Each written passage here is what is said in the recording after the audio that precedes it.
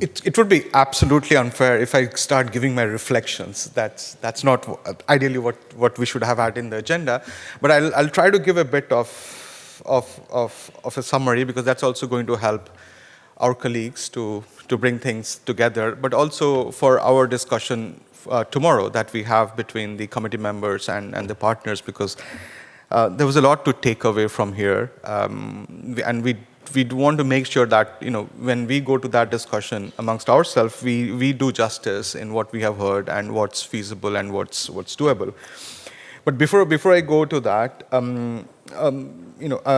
would like to also thank our colleagues from ADRC, our colleagues from Higo Prefecture, Cabinet Office, colleagues from JICA, for bringing us all together here and standing behind making this happen. So thank you very much on behalf of not just UNDRR, but also all the IRP members and partners that have always received that support.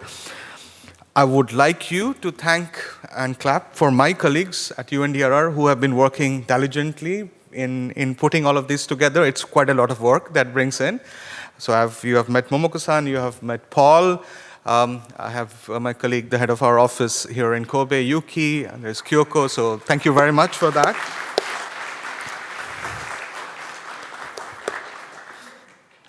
And as I was listening all the conversation, I'm not going to say that I'm an expert in this subject, and none of us, to a certain extent, are.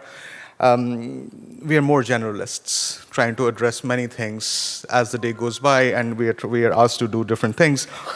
But I was trying to connect to other things that we at UNDRR are doing, and we also know what other colleagues from other agencies are working on.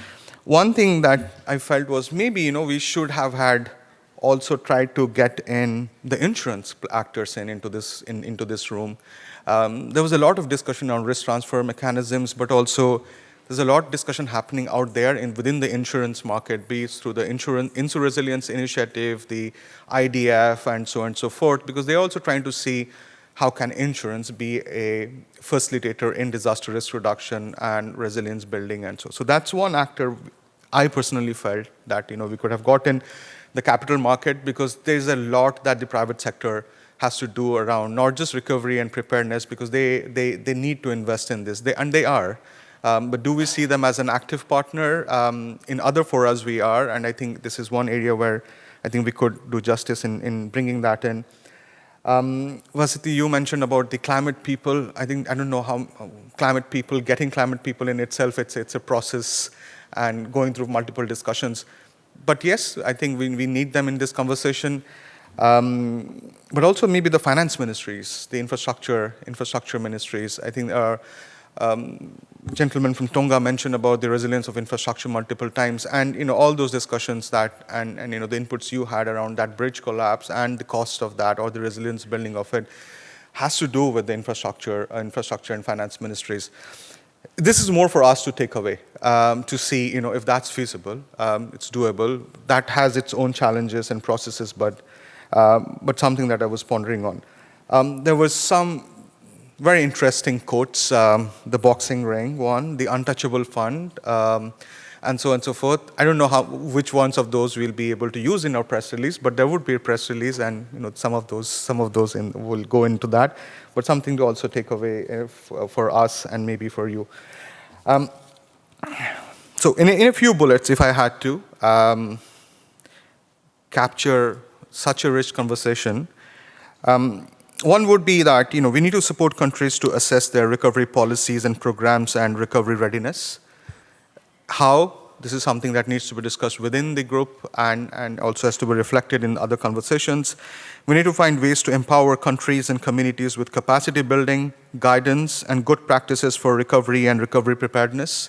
There is quite a big volume of guidance and good practices that has been captured by IRP, but also by all the other partners, UNDP, UNEP, multilateral development banks, and so on and so forth. So we would definitely encourage all of you to visit IRP. Maybe there's already those materials, and there is also scope for other materials that guidances need to be developed. There's a need to support countries and communities with the information and capacities they need to develop for disaster risk financing strategies and tap into innovative new financing mechanisms. There was a bit of discussion around, the climate financing windows and the adaptation portions of that, which is more or less also it's about preparedness, it's about resilience, and within the context of it. And why is it not happening? If it's happening, and how can that be done better? Does that require conversation to be opened up between, as we mentioned, between the environment ministries and the disaster management agencies?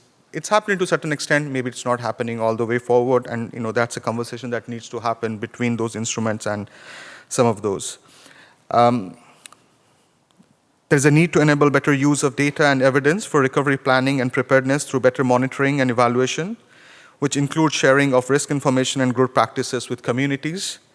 There's a need to support countries and communities to learn, adopt, institutionalize lessons and good practices from experience, and to ensure that they inform better recovery preparedness. Now, these were some. There were far more explicit. I have a few also on top of it, which is, there was discussion around that, or suggestion that we need to address silos, both from a top-to-bottom approach, and it also requires a bottom-to-top approach. We need to start looking at not just capacity building from a perspective of preparedness, limiting to it, but also use that as a process to look at what kind of risk information is there in the country and how that could be used in designing those scenarios that could be used in the preparedness models in itself. Early warning as a standalone component that definitely assists member states in preparedness and averting possible impact and so on and so forth, and to learn from COVID, definitely as something that all of the countries have gone through and have used as a means to build back better. These were some, and there are many more, which is our job now to capture everything and take back to the conversation that the partnership will have in itself, and to identify areas of where the partnership can be put forward. As we come to a close, and as I hand over to my colleagues, I just want to take the opportunity to mention that every 3 years, there is the Global Platform for Disaster Risk Reduction. So the next one would be in 2025, which is the bringing all the member states together, but not just member state, non-state actors, partners, to take a stock of what's happening, how is the progress happening, and what needs to be done immediately. And within the context of that, at the Global Platform, there is the World Reconstruction Conference, which also looks into some of these issues, and most of these issues, and tracks the way forward. Moving forward, the regional platforms, for instance, the Asian Ministerial Conference this year, which will be hosted by Government of Philippines, is also going to host a half-a-day Asia-Pacific Ministerial Conference on Reconstruction and Recovery. So we're not saying goodbye to you. We're going to look forward to seeing you there for member states from Asia and Pacific. The Arab States platform, which would be hosted by Kuwait, would also be doing that. So we're also not saying goodbye to you, and we'll be seeing you over there. And we are in the avenue or process of looking into other processes which can bring together, because some of these discussions and solutions to these are very regional in itself. So some of these cannot be tackled just from a global perspective. We need to understand and work closely from a regional dimensions and a national perspective. I'll pause here, and thank you again very much for making the effort to travel all the way and stay with us for this period. And I hope you had a good stay at Kobe. Thank you very much again.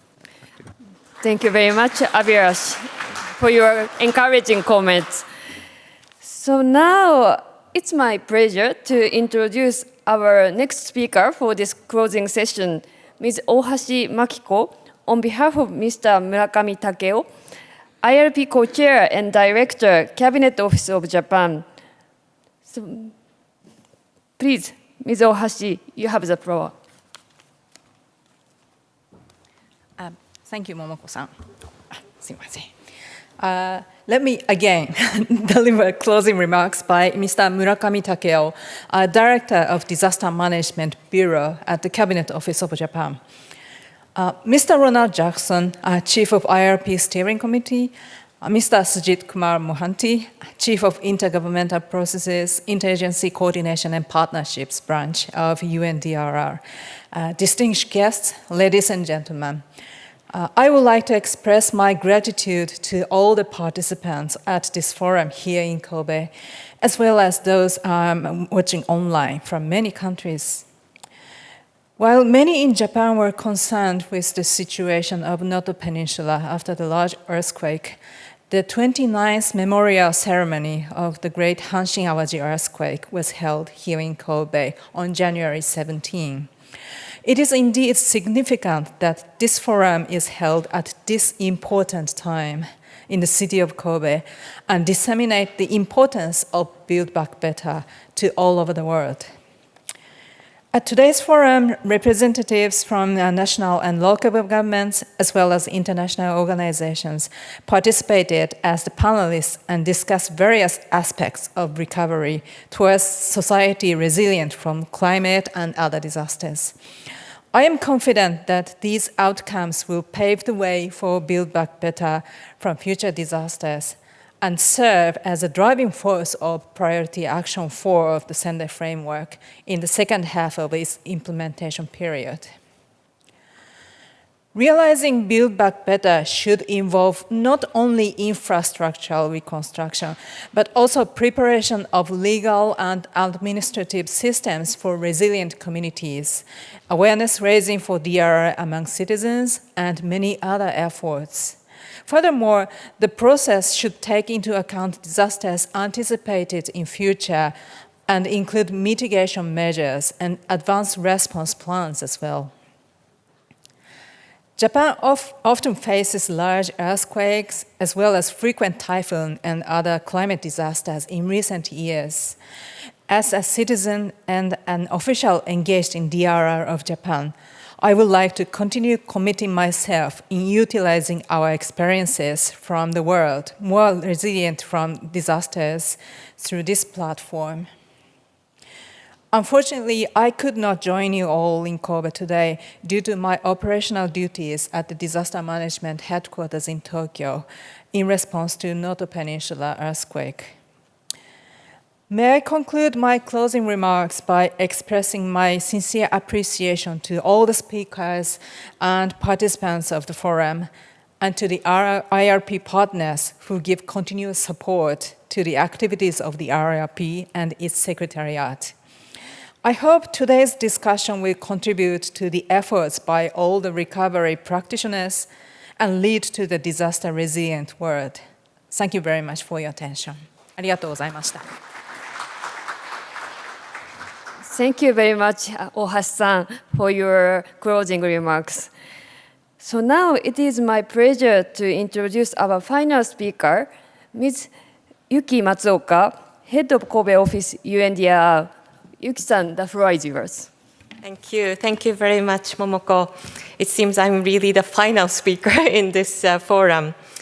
Please allow me to say a few words at this closing session of the IRP Forum 2024. First of all, I'd like to join my colleague Abhilash in thanking Government of Japan, Hyogo Prefecture, ADRC, and JICA. They are all long-standing partners and supporters from Japan to IRP. I'm also grateful to see that many in-person participants gathered in this venue for the first time since 2020, actually in January, when IRP Forum was held in January 2020 as the in-person modality. Over the last 3 years, we have had to limit in-person participants due to the COVID-19 pandemic. However, during these 3 years, the IRP Forum became a full hybrid event. And then we have seen constant growth in the number of online participants and then also viewers of our on-demand videos available at the IRP archive. Today, we have been together in this venue by having excellent speakers. As a person who has seen the growth of the IRP for the last several years, I'm very pleased to see what IRP has reached today. At the same time, as Mr. Sujit Mohanty has indicated during his during his remarks during the forum, political declaration of the midterm review of the Sendai implementation indicated that Build Back Better has not been applied systematically. Throughout this forum, we have indeed learned from excellent set of speakers about a wide range of experience, recovery practice and challenges, and their plans and preparedness for Build Back Better. Also, these three parallel dialogues are really insightful to explore solutions together by having interactive discussions. To effectively tackle global challenges for disaster recovery and promote principles or culture of Build Back Better on the ground, on behalf of UNDRR, I'd like to request continued support to IRP from stakeholders gathering here so that IRP can further strengthen its roles to support countries in building back better. Having started the year 2024, we have actually only 6 years towards 2030 when that 15-year term of the Sendai framework expires. Please join us to recommit to further accelerate the Sendai framework implementation. Once again, I'd like to express my heartfelt appreciation to all the participants here, distinguished speakers being gathered here, and all the collaborators being gathered under the International Recovery Platform. Thank you very much. Over to you, Momoko. Thank you very much, Yuki-san. Thank you very much for your closing remarks. It is now time for me to bring this year's forum to a close. I would like to thank all of our distinguished speakers and moderators, and to thank all the participants for your active engagement and for joining us from around the world. If you wish to watch any of these sessions again, or to review the forum report, please visit our website or please visit our YouTube site for on-demand videos. We will have those posted shortly. Finally, on behalf of the International Recovery Platform, thank you so much for your participation today. Goodbye for now from Kobe, Japan. Thank you very much.